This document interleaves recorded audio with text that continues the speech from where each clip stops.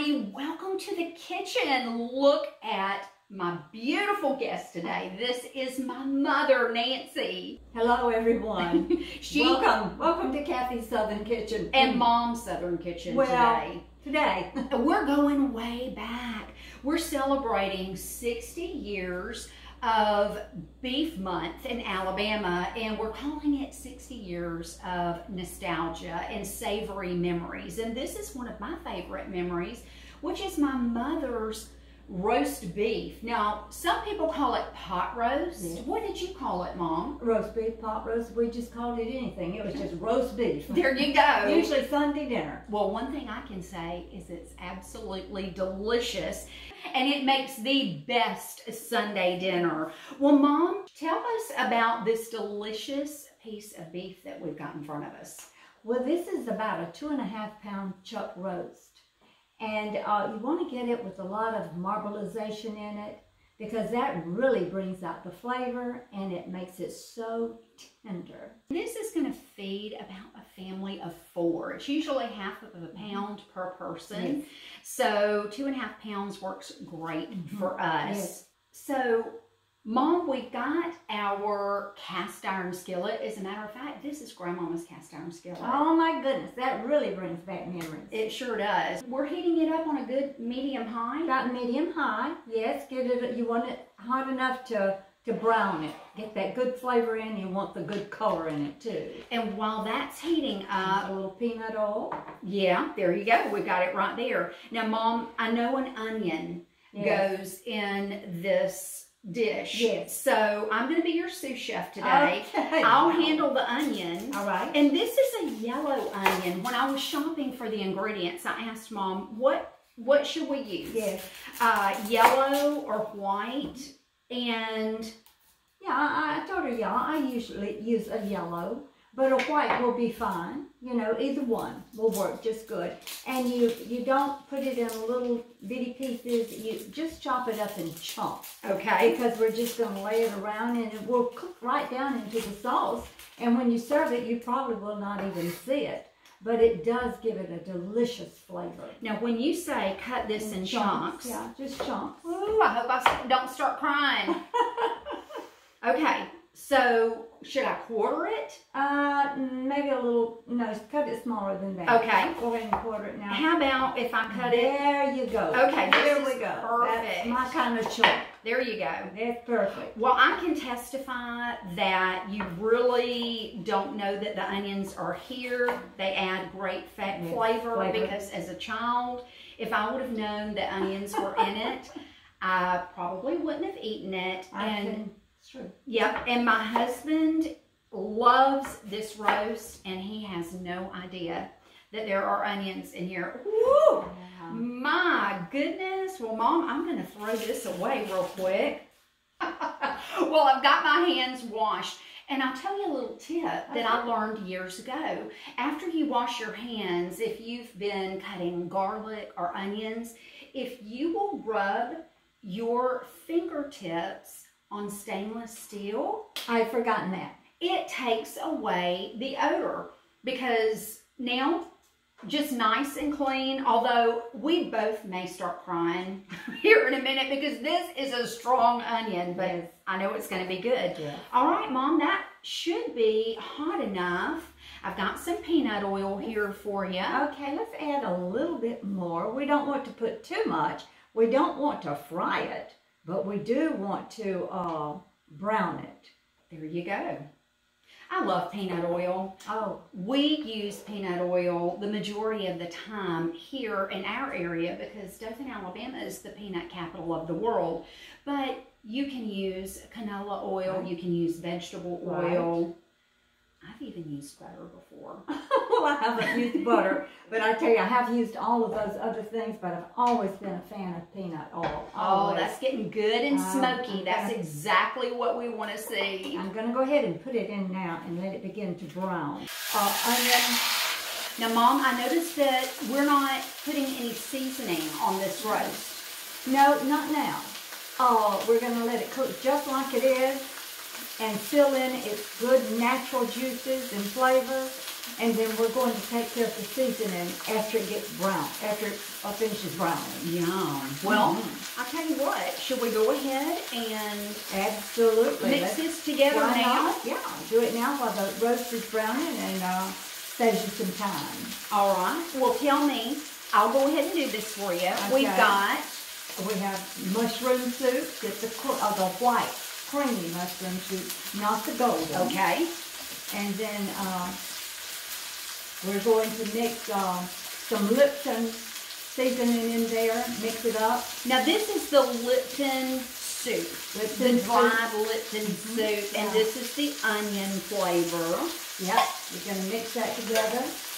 I can see why you don't want the golden, because it turns kind of golden when you add the Lipton onion soup.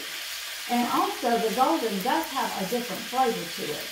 And so you just don't need that when you add the soup. I promise you, this is delicious. Well, Mom, tell me, while this is browning, what would be one of your favorite memories growing up that includes beef? Well, naturally, this roast beef. I was raised on this. And the whole family was raised on this. Every time we had a family get together, Mother always cooked this. And plus some other things, but we knew we were going to get this roast beef. And I liked her country fried steak. Oh, that was just really good when we had that. But now, since my daughter has started cooking and I've started eating her cooking, I've got some new favorites. So I've got a lot of favorites, but now this really does. See that? Ooh. See how pretty that is? Now I'm cooking the old-timey way. Now when I grew up and fixed this, we didn't have instant pots, crock pots.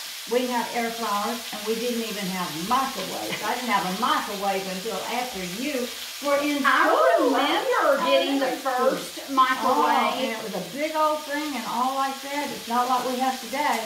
I think the old-timey way is the best way. Well, sometimes it is, sometimes it's not. Yeah, that's looking good. Well, but you know, it is good to have things at home.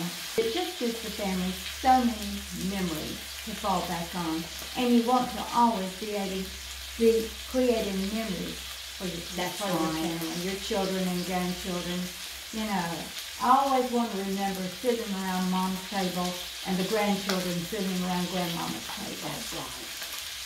Well, Mom, I'm going to show you a little something. Let me trade places with you. Just for a minute. I am going to take this. Now, isn't that clever? Now, see, if you use too much oil in there, you can't do that. That's true.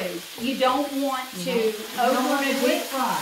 You just want to brown it. But these cast iron skillets can be so cumbersome and so heavy. Yeah, they're very heavy. And I'm just going to clever idea. Get some of that excess. And look at this, y'all. Look at that. Isn't that beautiful? Perfect. And that was about 3 paper towels. Now see, and there we are. I'm learning from my daughter. She's teaching me.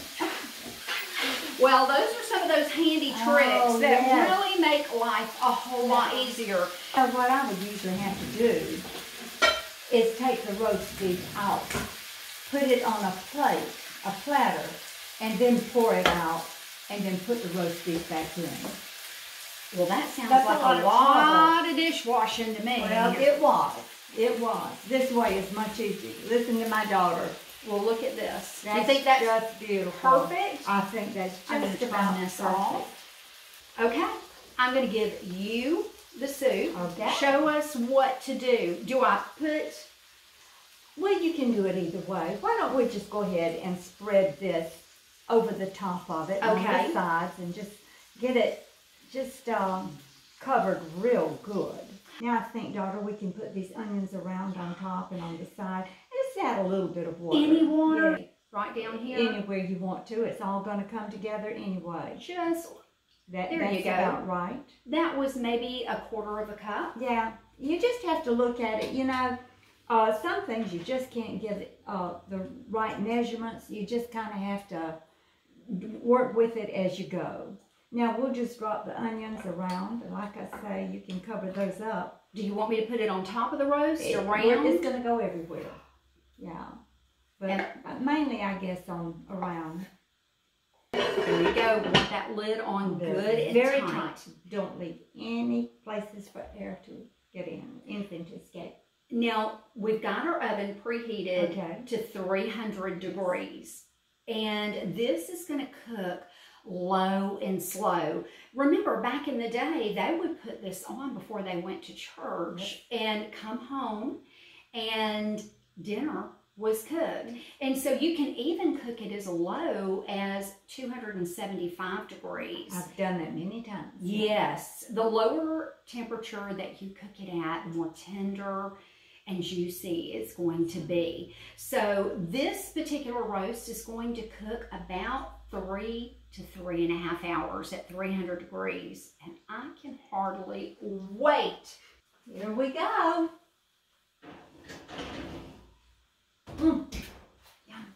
All right. Well, we'll see you back here in a bit.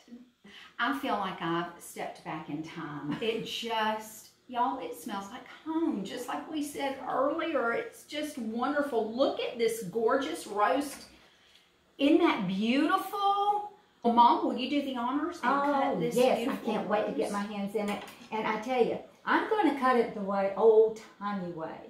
The way I grew up and the way I cut mine. I cut mine in chunks rather than slice it. I just cut it in chunks. Let me hold that for Thank you, sweetheart. You're welcome. And just kind of lay it around and all like that. See how it cuts? See how tender it is. Isn't this wonderful? It's just so tender. It just kind of falls apart. If you want to slice it, you can. But I tell you, this is also wonderful. If you just, on your leftovers or something like that, a hot roast beef sandwich. It's my favorite. I don't know. Oh, yes. I love the roast the first day. Yes. But I just kind of think that it gets better and better as it sits. Absolutely. It's like a stew. And one of my favorite parts of having a roast is the roast beef sandwich. I like 2 pieces of bread, mayonnaise, shred up some of that roast beef, and or a hot roast open-faced sandwich. Just a piece of sliced bread, some roast beef shredded over it, and gravy. If you want to put a little mashed potatoes on the side, just go to it. If you want a sandwich, then some mayonnaise. I tell you, whole family likes that. You'll be the most popular, Mom's the most popular person. That's right. Anyway, but this will really make you a star, I promise. You are so right about that. Well, Mom, how about we taste a bite of this? Let me just push this forward. I can't wait. My mouth is watering. Mine is too. You know, I've not tasted it yet. Mom went home for a little while it cooked. It did cook 3.5 hours. How is that? That looks perfect. Well, do you think we even need a knife? Well, let's we'll try it and see. I don't think so. Let's go, darling. Now that's good. I promise you. And you don't need any more seasonings. No more salt. It's perfect. I don't know how it could be any better. It's absolutely delicious. It's wonderful. It's just how I remember it. This is so good. Now, Mom, next you're going to have to teach us how to make your delicious mashed potatoes, because you know we're going to have some of this roast. Mashed potatoes. I'll do it. I can't wait. Mom, thanks so much. This is wonderful. I can't wait to have the rest of that. You are such a blessing. You know I love you. Oh, darling, you are too. You are too. You're precious. Well, y'all remember, go to beefitswhatsfordinner.com. Check out all of their wonderful recipes. We're celebrating those 60 years of savoring nostalgia. October Beef Month here in Alabama. You're a blessing. We love you, and we'll see you next time. Bye.